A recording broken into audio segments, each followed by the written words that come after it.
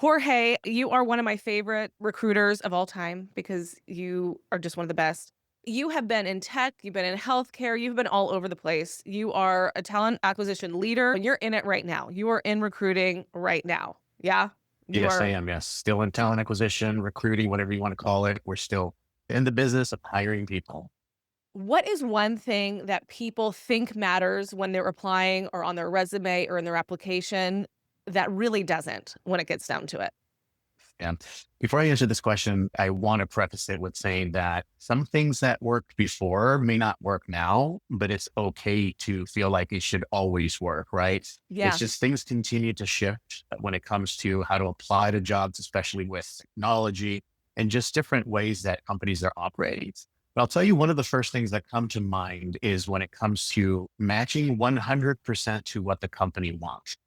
I will say that there are some companies that have requirements, right? Obviously, you have to have a certain degree or you have to have certain years of experience. The rest of it is this is what we would want you to do on a day to day basis. And I think sometimes candidates really get caught up on, I don't match every single line item on that job description. And it's really hard for them to really be able to sell themselves and talk about, I have 4 out of the 5, I've got 3 out of the 5, but here's what I've done with the other two, or here's how those other two have looked like. So I'd say don't get really caught up on self-selecting yourself out because you don't check every single box. Hiring teams really expect that there's going to be any sort of strong alignment to the core competencies, but they don't always necessarily need you to match them line by line. So I would say that would be the first one in terms of applying. In terms of interviewing, is saying the right things all the time. I think sometimes people really get caught up on, I'm going to plan every single and anticipate every single question that this person is going to want to ask. And it really takes away their authenticity, right? To have very a personal, authentic conversation. When I'm in interviews with somebody, I want them to be themselves. I've already read your resume. I know what you've done. I know what I'm looking for. Now I want to see the impact. I want to see how you operate, how you think on the spot, and in a more natural way, right? So I think Mhm. that's one of the areas where I just really would make sure when you're preparing for an interview that you don't over prepare to be very scripted, but rather give yourself that opportunity to showcase who you are and tell your story. Absolutely. I think sometimes too, when we're overly scripted, when we lose one piece of thought, one train of thought, we go into panic mode. Oh my gosh. Instead of practicing some talking points, practicing some things and scenarios that you want to speak to, but then also to your point, show your personality, show who you are. I tell my clients all the time, people like working with people they like. So show who you really are. Now, what's something that does matter that people are kind of like, probably not? Focus on what you've done and the impact of what that is, right? So I think a lot of times when people are creating a resume, they talk a lot about, here's what my core competencies were, here's what I was asked to do. And it sometimes mirrors a job description. I would say really tell the people about the impact that those things had. I'm looking for clear and structured storytelling signals, right? What is the impact of what you did based on these 3 things that you're writing on your resume or even in an interview? I really want people to focus on, if I hired you and yes, I've got these 3 or 4 or 5 lines of what I expect you to do, how are you going to change things up? How are you going to have an impact? How are you going to add value to what I'm trying to solve for here in this particular position? But I think really it's tell your story, not just what you've done. But I think the other thing also is be prepared to ask questions in an interview.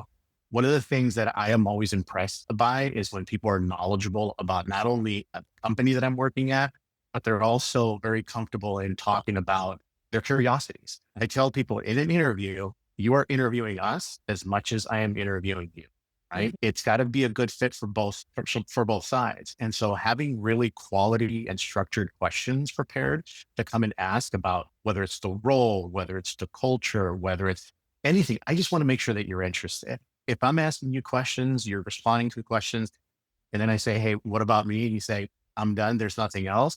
Then to me, that kind of shows that maybe you didn't prepare that much, or maybe you're just not that invested in the position. So I really love questions. I love people coming in with questions. The third thing I will add, Nicole, and this is something that I was thinking about the other day, is how people talk about past teams and their Mm, experiences. yes. I think it's very easy. to get into a defensive mode when you're trying to talk to somebody about why you are no longer at a particular company. And I've had instances where candidates go into a tirade of all the things they did not like about the company, about coworkers. And I get that. I understand that early in my career, I was in a position where I rather tell my horror stories than to tell my wins. But Yeah. over time, one of the things that really changed my perspective is to turn those experiences into what I learned and how that structured who I am today, especially as a leader. So really red flag is the blame game, the ego, the negativity. Switch that into ownership, into reflection, and really into the balance that you have now because of those experiences. I absolutely love that. The growth mindset is so important.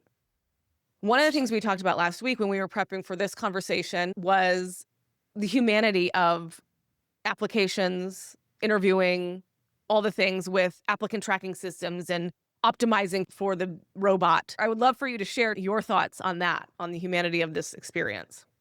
It's still needed. I definitely am all in when it comes to learning about how AI can augment the work that I do, not necessarily replace it. But I think right now we're very caught up in there's no more humans that are going to be doing the work of reviewing resumes, of talking to candidates. And I will say there are maybe some companies that are leaning in a little bit more on automated systems, whether it's automated screening, whether it's on-demand interviewing. I get that. But I'll tell you one of the things, and I'll debunk a couple of myths here. There's a lot of chatter about how you need to gate the ATS, right? Or hack it. There's a lot of influencers out there that are really driving here's how you can get past this mysterious gatekeeper. And I understand keywords really do matter on a resume, obviously, right? You want to be able to show that you are what somebody is looking for based on a posting. But most hiring decisions still involve that human touch in reviewing resumes, looking at the content, the impact. My recruiters still do that. And every company that I've been at, we still have them because you need that human element, right? So over optimizing like keyword stuffing, right? Or copying job Mhm. descriptions, it can actually make a resume not better. And it just Yeah. looks very structured. And don't even get me into the whole copy the job description, change the ink so that the ATS The white the light ink, and part. I'll tell you this, there's this assumption that every company has the most modern AI-driven ATS, and really the ATSs just are not there just yet. Yeah. So I wouldn't get into this mentality of I need to figure out a way to hack the system because again, there's still very much a human element to reviewing resumes, to talking to candidates, to picking up the phone and really doing that intentional screening. That's what managers want. They want to know the real person behind the resume, not just something that a computer or an automated system is telling. And you brought 2 things up in your earlier answers, and one is that we wanna know the impact, and if you're just copying and pasting a job description into your like, it doesn't where does it get you? It's not who you are, and so focusing on your impact and those keywords that are specific to the roles. So you mentioned that keywords are still important. Yes, and how you place them is important, and I think too, we forget that there are these knockout questions. There are years of experience. Sometimes there are degrees necessary or certifications necessary, and if you say no to some of those, you're knocked out and you're gonna get an immediate rejection email, and that's just part of it, but not usually because you didn't have customer experience in your keyword section. Yeah. Yeah. And I think, look, and I'll take it a step further when it comes to applying. When I was on the market, I'll just put it that way. When I was on the market, obviously you have this motivation to land somewhere Mhm. and you're going to apply to whatever's out there. But there's a little bit of the misconception of you should always apply to hundreds of jobs, regardless of what the JD asks for, right? Just to see what lands. That whole spray and pray Yes. hustle. For me, it was very important to be targeted, Yeah. to have thoughtful applications. When I looked at a job, I wanted to make sure that, yes, I could probably add value to these 4 or 5 or 6 core competencies, but I also didn't want to just blindly apply to something without understanding what the company was looking for. Yeah. So there is still that importance of my resume should reflect what they're looking for. I want to make sure I'm being intentional. All of a sudden, if I'm applying to 5 or 10 different roles, the recruiter on the other end goes, he applied for an admin assistant job, but he's a recruiting manager because so it's very important that as you're kind of thinking about how to format your resume, the keywords, the ATSs, that also be very practical, very diligent about what you apply for. Again, I understand sometimes it's a game of numbers and you're just going to go Yes. out there and do whatever, but that can also impact your ability to land somewhere. Again, especially if a company see that you're going into their ATS and applying for 17 different roles that are all different from one another. I'm Yeah, so glad you brought that point up because sometimes we think productivity equals applications. And that's not, it's the researching, like you said, spending time to understand what are these core competencies, where am I applying, so forth. 100%. Totally agree. Okay, so is there anything else that you have top of mind to share?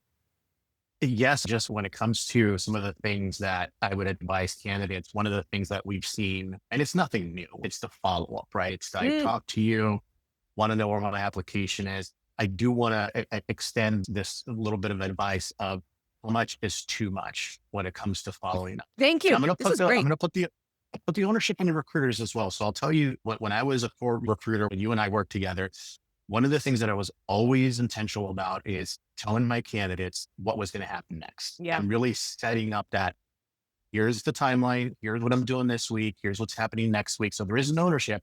A good recruiter should always have is to be able to really outline what you should expect next. On the other side, as an applicant, again, there's a little bit of this misconception that the more I'm in front of the recruiter, the more emails I send them, the more phone calls, the Mhm. more front and center I'll be and they'll select me. Again, a solid recruiter, if they like you, they will know you, they will Right. remember you, and they will advocate for you. So maybe one thoughtful follow up in a few weeks, or maybe just set up that expectation of, hey, when is it okay for me to follow up? Is it next week? Is it a week and a half? I think would be really good, right? And just make sure that enthusiasm of I want this job, I want to be there, isn't lost by the constant check-ins and check-ins and check-ins and check-ins. It could also turn some things away. Absolutely. So healthy communication. Hey, when can I expect? Because that's another thing is that we don't ask. We get nervous to like, oh, I don't want to put them out.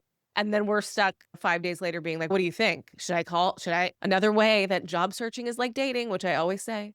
But to your point, when they're interested, they will find you. Like, So how soon do you text after that first date, right? exactly. Okay. So if there's one thing that candidates should start doing now, what is it? I can't emphasize the importance of networking. We're on this platform, Thank you. right? LinkedIn.